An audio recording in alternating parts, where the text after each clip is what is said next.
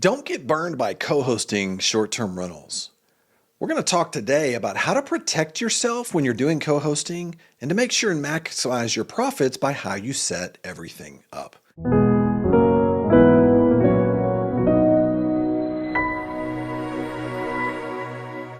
Hi, I'm Jeff Hampton with STR Law Guys. All right, listen, today we're going to talk about all things co-hosting.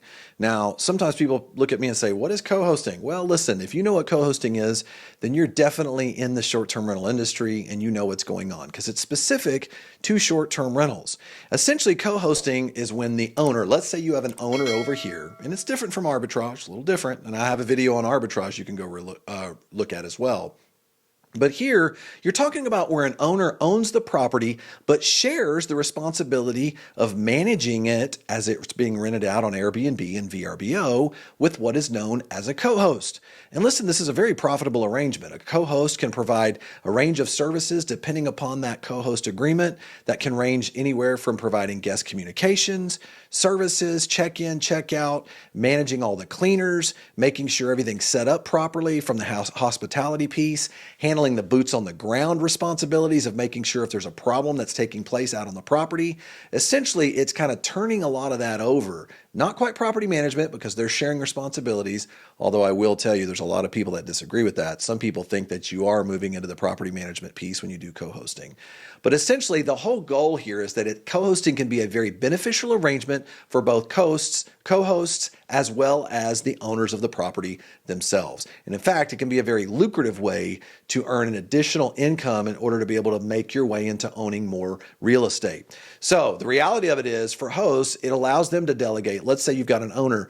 A lot of owners are very busy. Maybe it's a doctor, a lawyer, maybe it's somebody who's got a lot going on. They want to delegate a lot of those responsibilities and free up their time in exchange for a management fee.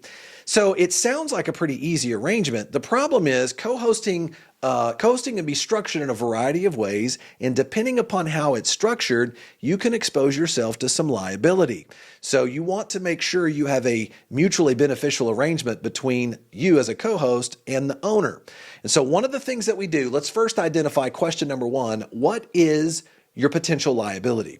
Well, there's two ways that you could end up getting in trouble on this and getting sued. One is the owner could end up getting sued. Let's say a lawsuit happens, someone ends up having a slip and fall, they end up getting hurt or a pool accident or something takes place. And let's say the owner now gets sued as the property owner and they look over at you as the co-host and say, no, you should have maintained this property. I trusted that you would have you and your team going through here and making sure there was some defect and informing me about that. And so as a result of that, I'm going to actually bring you into the lawsuit. I'm going to sue you individually. So as a result of that, you got to be very careful. They could claim you were negligent as a co-host in order to be absolved from that lawsuit of being sued, okay? That's number one. Number two, you could actually have a guest sue you and bring you in as a co-party to the lawsuit itself along with the owner. So we've seen this happen in both regards. So there is some liability concern that could take place with co-hosting. So that's why first thing I want to tell you is your co-hosting agreement is critical. It's really important you have a really strong co-hosting agreement between you as the co-host and the owner of the property itself. A couple of quick things to think about. It's important that you lay out your responsibilities as the co-host and the owner's responsibilities as ownership. And one of the things you want to do is make very clear that it's the owner's responsibility for premises upkeep and making sure that all of the things related to, maintenance, actually even going through and observing and going through the property to make sure if there's any defects, you want to put a lot of that back on the property owner and not on yourself as a co-host. You also want to make sure, this is a critical thing we see as a mistake all the time with co-host agreements, we see marketing language about what you're trying to sell the owner on mixed in with contract language. That does not work well. You dilute the effect of your contract language when you start mixing a bunch of promises you're going to make in marketing. So be real careful you don't combine those two things with your co-host agreements. Thirdly, you need state-specific provisions. If you're doing business and you set your business up in a particular state, you need to make sure that you have state contract law provisions so that you have a strong contract to protect you. All right? Now, so co-hosting agreements are critical. That's a big line of defense to separate you from the owner in terms of what those responsibilities are. So now let's move to the next thing. Let's talk about LLCs. Now, when you're going to be setting up a co-hosting business, it's important that you separate your personal assets and your everything you have personally from what you're now doing as a business, because co-hosting is absolutely a business. So one of the things you can do is set up an LLC and run all of your business activities and the resources for which you're using to do your co-hosting through that LLC. You get your EIN, you make sure you have a segregated bank account, you keep that, you don't commingle funds between everything else that you're doing. You're very careful about that. This will help limit your liability. Now, what about the tax setup? This is a question that people ask me. Do I set up my LLC as a disregarded entity, taxed as a partnership, or maybe should I consider an S-Corp arrangement? Well, this really depends. Now, the partnership depends if you've got a multi-member LLC. If you're actually going to be doing co-hosting with multiple people and you're going to be doing this in a more comprehensive way in that regard, then you can obviously set it up as a partnership. But be careful with disregarded entities. You know, the rule is if you do a disregarded entity LLC, the IRS will disregard it and it'll flow through to your personal tax return.